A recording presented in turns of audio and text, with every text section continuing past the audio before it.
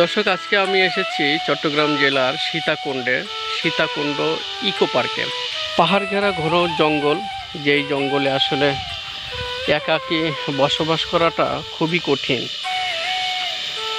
একের পর এক পাহাড়, একের পর এক গাছের সারি এবং তার সাথে বন্যপ্রাণী। এই বন্যপ্রাণী আপনাকে বেঁচে থাকার একটা উপায় বলে দিবে।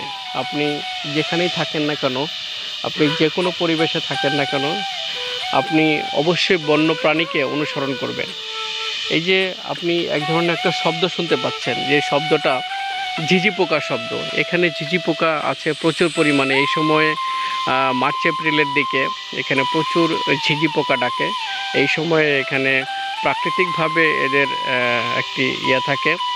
তো এখানে এই সময়টাতে প্রচুর ফল পাওয়া যায়, যেখানে আপনি চাইলে এই ফলগুলি খেয়ে আপনি বাঁচতে পারেন। এখানে প্রচুর বানর, বনমোরগ এবং কাক, বিভিন্ন ধরনের পাখি এখানে বসবাস করে। তো আমি এখানে বেশ কিছু ফল দেখতে পাচ্ছি। সময়টা খুবই সকালবেলা, এখন বর্তমান সময়টা সকাল। আমি এইমাত্র আমার ক্যাম্প থেকে, অর্থাৎ আমি যেখানে রাতে স্টে করেছি, এই ক্যাম্প থেকে বেরোয় আমি ঠিক তার পাশে একটু হাঁটাচলা করছি এবং চেষ্টা করছি কিছু খাওয়ার জন্য। আসলে ক্ষুধা পেয়েছে খুব।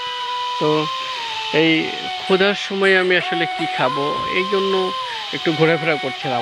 আমি এই টিমে শুধু আমি না, আমরা আরও বেশ কয়েকজন এই টিমের সাথে এসেছি, যারা আসলে রাতে আমরা এখানে তাঁবু টানিয়ে এই জঙ্গলেই নাইট স্টে করেছি। তবে আমাদের কোনো সমস্যা হয় নাই, তেমন কোনো হিংস্র জীবজন্তু আমাদের চোখে পড়ে নাই।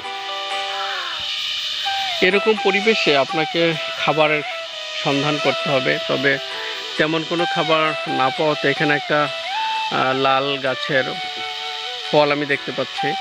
যেই ফলটা আসলে খাওয়া যাবে কিনা আমার জানা নাই, তবে দেখব যে আসলে কেমন ফল, কি কালারটা একেবারে পেকে টইটম্বর হয়ে আছে। তো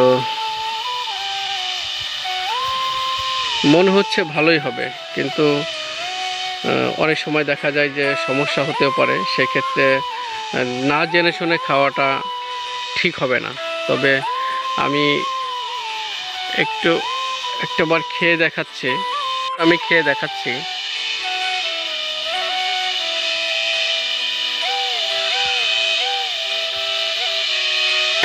কেতো স্বাদ, জঘন্য একটা স্বাদ।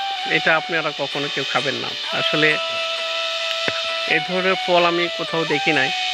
আজকে আমি খেয়ে দেখলাম, তেতো স্বাদটা একেবারে বাজে।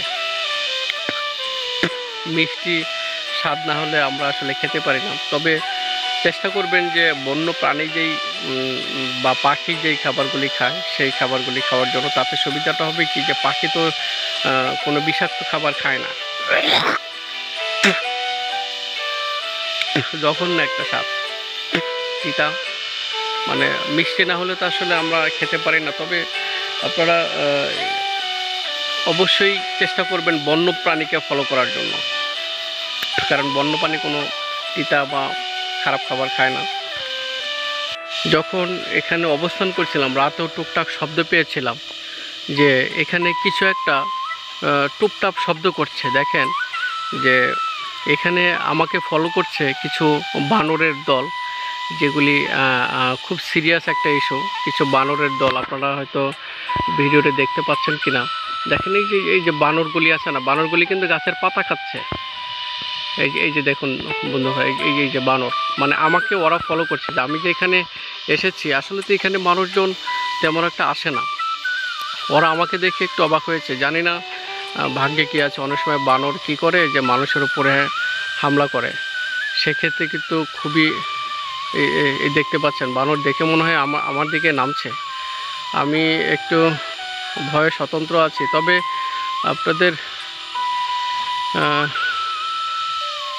আপনাদেরকে বলি যে বানর যে খাবারটা খাচ্ছে, এটা এই খাবারটাই কিন্তু আসলে একজন মানুষের জন্য, বনে জঙ্গলে কিন্তু শ্রেষ্ঠ একটা খাবার। এবং এক একটা বানরের স্বাস্থ্য আপনি দেখেছেন, তাদের কি পরিমাণ শক্তি। এটা তাদেরকে দেখলে বোঝা যায়।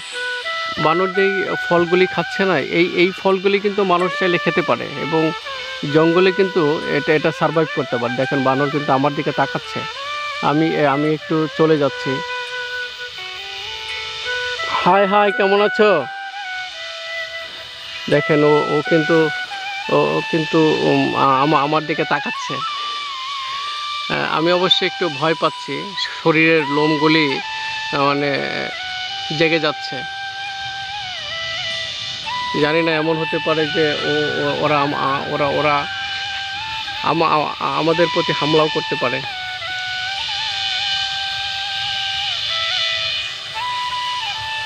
তবে আমি এখানে খুব বেশিক্ষণ স্টে করব না, আমি আমার ক্যাম্পে ফিরে যাব। দেখেন গাছের ডালগুলি হালকা হালকা নড়ছে, মনে হচ্ছে ওরা আমাকে ফলো করছে। খুব সূক্ষ্মভাবে আপনাকে খেয়াল করতে হবে যে আপনাকে কেউ ফলো করছে। যে দেখেন এই যে গাছ বেয়ে বেয়ে ওরা কিন্তু ঠিকই একেবারে আমার কাছাকাছি চলে আসছে। আমি একটু ভয়ের মধ্যেই আছি যে ওরা কি আমাকে আবার অ্যাটাক করে কিনা। দেখেন ঠিক আস্তে আস্তে এরা কিন্তু অনেক দূর চলে আসছে। দেখেন, তবে এই ক্ষেত্রে জঙ্গলে থাকা অবস্থায় আপনাকে কিন্তু বেশ সতর্ক থাকতে হবে, কারণ বানর যখন আপনাকে হামলা করবে তখন কিন্তু আপনার কিছুই করা থাকবে না। কারণ বানর জঙ্গলের মধ্যে সবচেয়ে বুদ্ধিমান প্রাণী হচ্ছে বানর, যেটা মানুষকে অনুকরণ করে। এই ক্ষেত্রে আপনি খুব সতর্ক থাকবেন। তবে তাদেরকে আপনি কখনো রাগানোর চেষ্টাও করবেন না। ওদেরকে যদি আপনি ডিস্টার্ব করেন তাহলে ওরা আপনাকে, ধারণা করা হয় বা আমরা অনেকে মনে করি, আস্ত রাখবে না।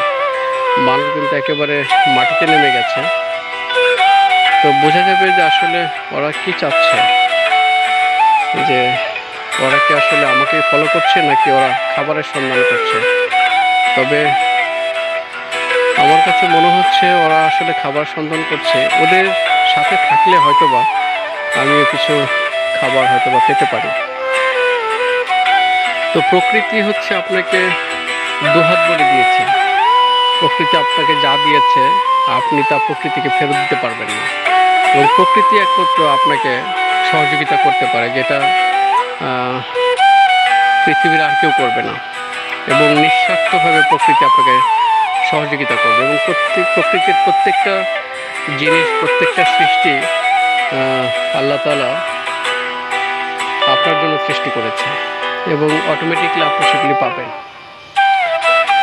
এই ক্ষেত্রে আপনাকে শুধু ফলো করতে হবে প্রকৃতি আপনাকে কি বলছে। আপনাকে প্রকৃতির ভাষাটা বুঝতে হবে, তাহলে হয়তোবা আপনি জঙ্গলে সার্ভাইভ করতে পারবেন।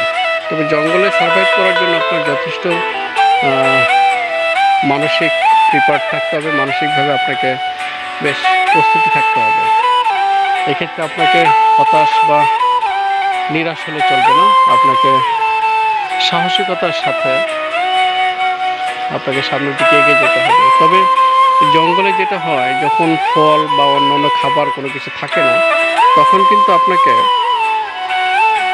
গাছের কচি পাতা খেয়ে ফেলতে হবে। এক্ষেত্রে বানরকে আপনি ফলো করতে পারেন। বানর কিন্তু সব গাছের কচি পাতা কিন্তু বানর খায় না। তো আপনাকে দেখে দেখে ওই গাছগুলি, যেই গাছের কচি পাতাগুলি বানর খাচ্ছে, সেই গাছের পাতাগুলি আপনাকে খেতে হবে, তাহলে আপনি তেমন একটা অসুস্থ হওয়ার সম্ভাবনা থাকবে না।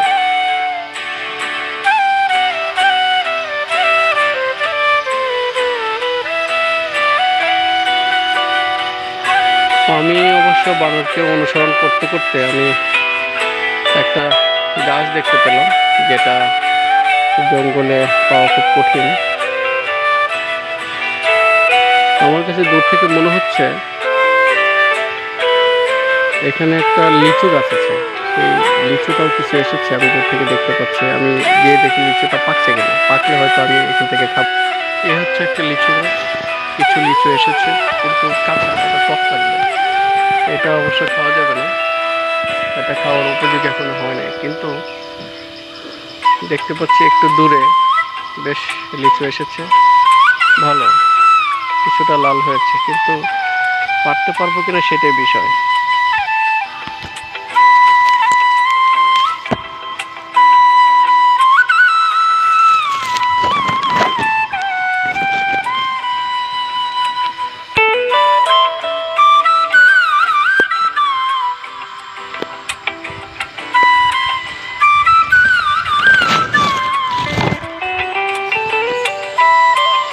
দুটো লিচু পারলাম, বেশ ভালো পেকেছে মোটামুটি।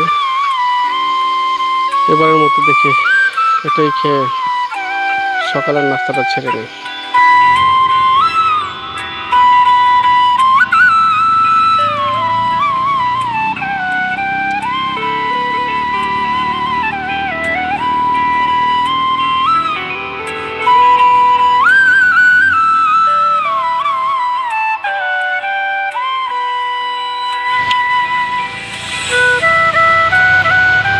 প্রচণ্ড টক,